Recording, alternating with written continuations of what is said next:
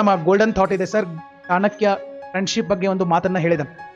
It is always best to make friendship with good people because how water becomes milk by mixing with the milk, same way we become good by doing friendship with good people.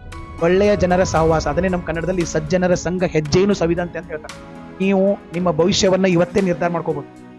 ಇನ್ನೂ ಯಾರು 5 ಜನರ ಜೊತೆ ಇರ್ತೀರಿ, ಎಂತ 5 ಜನರ ಮಾತನ್ನ ಕೇಳ್ತೀರಿ, ಆ 5 ಜನರ ಹೆಸರು ಬರೆದ್ರೆ ಅವ್ರ 5 ಜನ ಏನ್ ಸಾಧನೆ ಮಾಡಿದಾರಲ್ಲ ಅದನ್ನ ನೀವು ಮಾಡ್ತೀವಿ.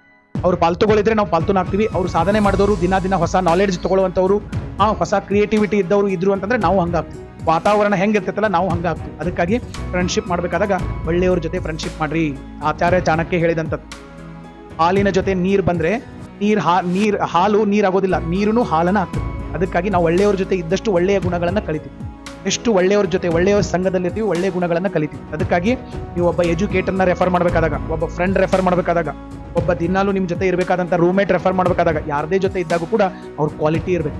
ನೀವು ಎಷ್ಟು ಕ್ವಾಲಿಟಿ ಜನರ ಜೊತೆ ನೀವು ಬೆರಿತೀರಿ ಅಷ್ಟು ನೀವು ಕ್ವಾಲಿಟಿ ಆಗ್ತೀವಿ. ನೀವು ಪಾಲ್ತುಗಳ ಜೊತೆ ಬೆರೆತ್ರಿ ಅಂತಂದ್ರೆ ಪಾಲ್ತುನೇ ಆಗ್ತೀವಿ.